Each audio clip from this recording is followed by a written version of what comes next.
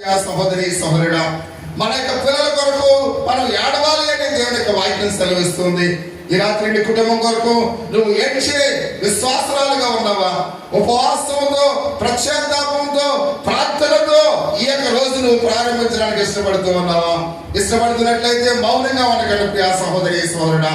ప్రభువైన యేసుక్రీస్తు వారిని ఎప్పుడైతే చూచి ఉన్నాడో పేతురు కన్నీరు కార్చి ఉన్నాడు. ఎడతెగక ఆయన ఏడ్చి ఉన్నాడు. ఆయన సీయోను కుమారులలో చెబుతూ ఉన్నాడు, మీకోసం, మీ పిల్లల కోసం ఏడవండి అని ఆయన మాట్లాడుతూ ఉన్నాడు.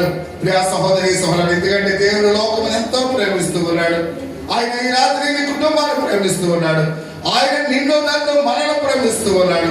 దేవుని యొక్క సన్నిధానంలో ఆయన విశ్వసించిన ప్రతి వారు కూడా నశింపగా నిత్య జీవాన్ని పొందుకుంటున్నట్లుగా ప్రభు సెలవిస్తూ ఉన్నాడు.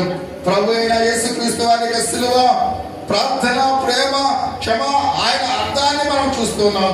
ప్రియ సహోదరి సహోదరుడా, ఆయన అంటున్నాడు, తండ్రి మీరేమి చేయించున్నారు, మీరు ఎరుగరు కనుక మీరు క్షమించమని చెప్తున్నాడు. ఆయనలో ప్రేమ ఉంది, ఆయనలో క్షమాపణ గుణం ఉంది. ఈ రాత్రి నువ్వు ఒప్పుకున్నట్లయితే ఆయన నేను క్షమించేవాడిగా ఉన్నాడు. ప్రభువా, నా పాపములు క్షమించు ప్రభువా.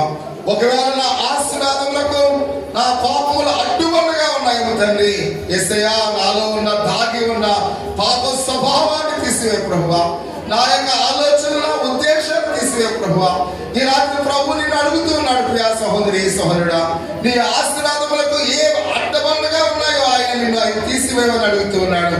ఒకవేళ ఈ రాత్రి నీ పాపములను నువ్వు ఒప్పుకున్నట్లయితే, పేతురు ఏ విధంగా కన్నీరు విడిచి ఉన్నాడు, ఈ రాత్రి నీవు కూడా కన్నీరు విడిచినట్లయితే ఆయనను అడగడానికి ఇష్టపడుతూ ఉన్నాడు.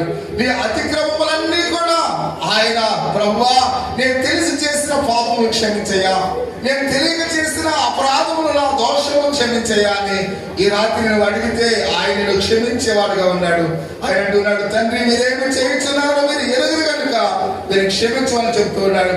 శిలువ సన్నిధానంలో సుంకర వలె ప్రార్థన చేద్దాం.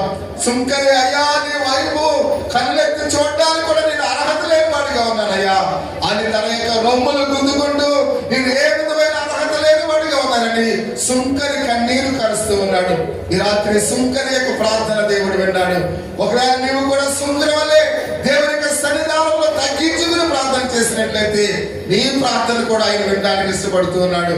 తీర్మానం చేస్తున్నాం, 40 దినాలు కూడా ఉపవాసముతో నీ మందిరానికి వస్తానయ్యా, ఒక్కరోజు కూడా నేను విడిచిపెట్టనయ్యా, ఈ లోకములో ఏది నీకన్నా విలువైనది కాదని నేను దేవుని యొక్క సన్నిధానంలో ప్రమాణం చేస్తున్నానయ్యా అని తీర్మానం చేసుకుందాం.